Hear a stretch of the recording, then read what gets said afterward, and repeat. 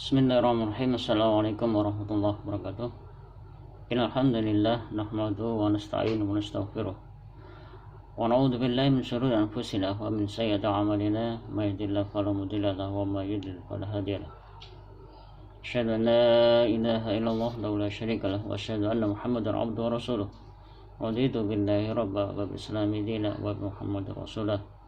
Subhanaka la ilma lana illa ma 'allamtana innaka antal alimul hakim. Alhamdulillah, segala puji bagi Allah. Mari kita turunkan rasa syukur kita atas segala limpahan nikmat dan karunia yang diberikan kepada kita. Alhamdulillah, sampai saat ini kita masih diberikan kekuatan, diberikan kesabaran untuk terus istiqomah, dan harapan kita semoga istiqomah ini bisa kita pertahankan sampai di titik akhir penghidupan kita.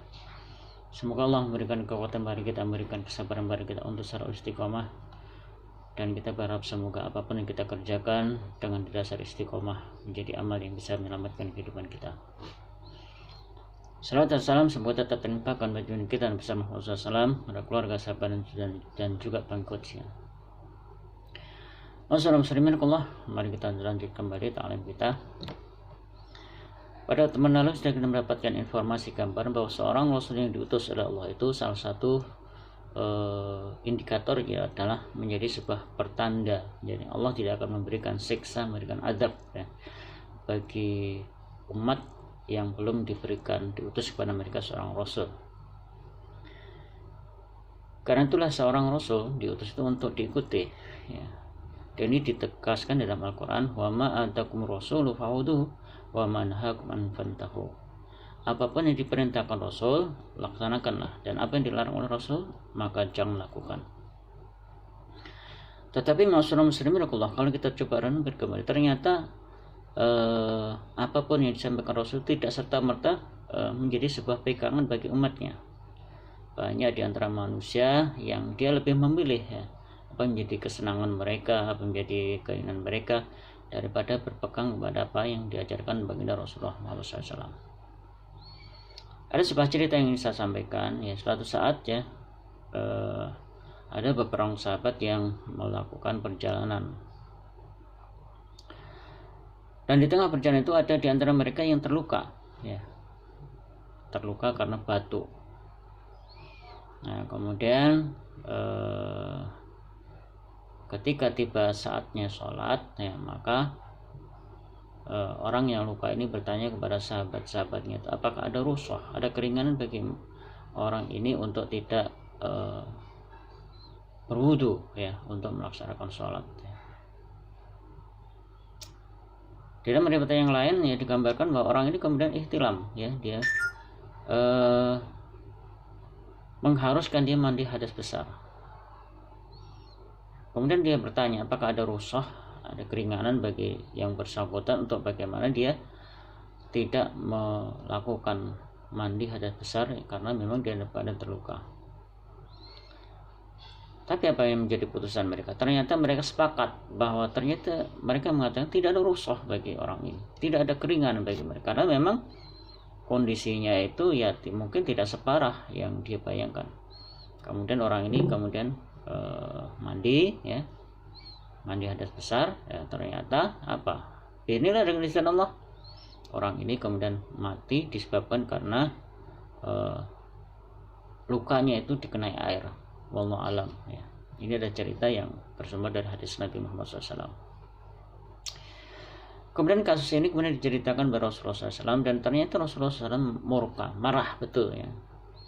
Kenapa kamu tidak bertanya ya tentang persoalan yang kalian tidak tahu?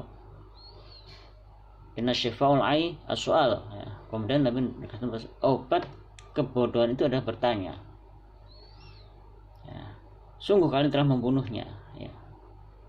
Nah, ini sebuah informasi perlu kita renungkan bersama, menjadi orang yang berilmu itu adalah sesuatu yang tidak bisa ditawar dan tidak bisa dilakukan. Nah kemudian Rasul mengajari ya, kenapa dia tidak cukup bertayamum ya. Kemudian Nabi mengajarkan kepada komunitas tadi, masyarakat tadi, untuk bertayamum. Nah, ini sebuah pembelajaran bagi kita. Jadi ternyata persoalan agama itu tidak bisa kita putuskan sendiri, tidak bisa kita ambil sebuah solusi yang mungkin tidak berdasar dengan pemahaman yang diajarkan baginda Rasulullah SAW. Mungkin ya maksud kita baik, tetapi ternyata itu masih belum cukup ya bagi kita untuk bagaimana kita mengatasi persoalan-persoalan yang diajarkan oleh Rasulullah SAW. Ini sebuah peringatan bagi kita, karena seringkali dalam hidup ini kita selalu mengambil solusi berdasarkan apa yang kita pikirkan, apa yang kita inginkan.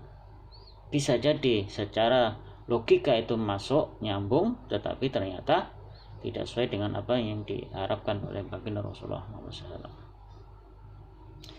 Kemudian ada kisah yang lain ya.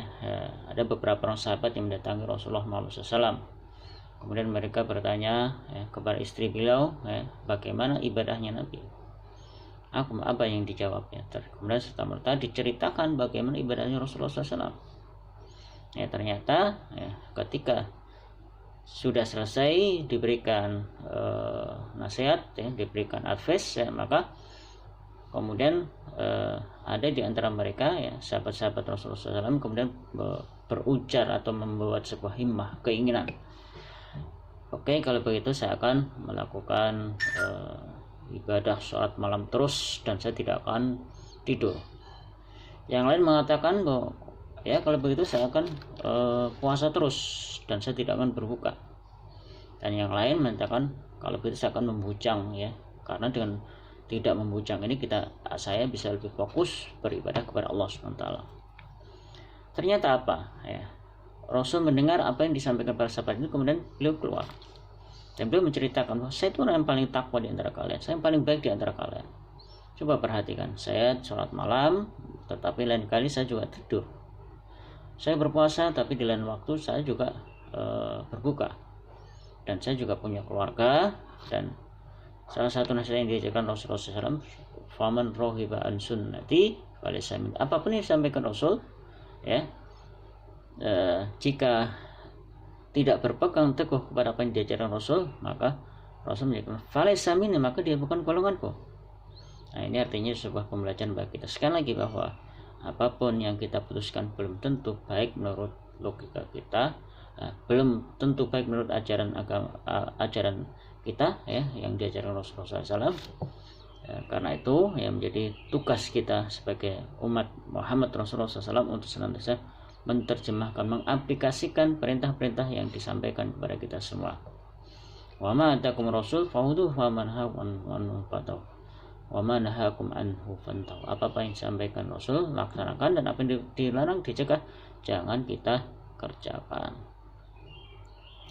Dan terakhir mari kita coba renungkan kembali bahwa seorang Rasul itu tugasnya membimbing kita. Bagaimana kita akan mendapatkan petunjuknya, mendapatkan bimbingannya kalau kita tidak mendekat Rasulullah SAW?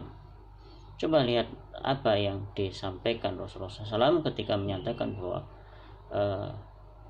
in asdaqul hadis kitabullah wa al hadi Muhammad sallallahu alaihi wasallam wasar umuri mutatatuha wa kullu mutatatin bid'ah wa kullu bid'atin dhalalah.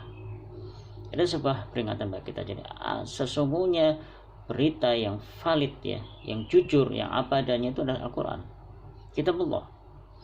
Dan sebaik-baik bimbingan, sebaik petunjuk yang datang dari baginda Rasulullah SAW.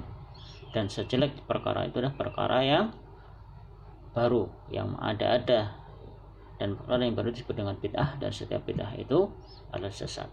Mari kita coba renungkan ini ya, karena di akhir zaman ini kita melihat betapa banyak orang yang mengambil keputusan tidak didasarkan apa yang diajarkan baginda Rasulullah SAW, tetapi kita lebih memilih apa yang menjadi selera kita, keinginan kita. Bahkan dan Al-Quran menceritakan betapa banyak ya komunitas yang karena ajaran Rasul itu tidak sesuai dengan selera mereka, maka ada sebagian Rasul itu yang dibunuh dan ada sebagian mereka yang mereka dustakan.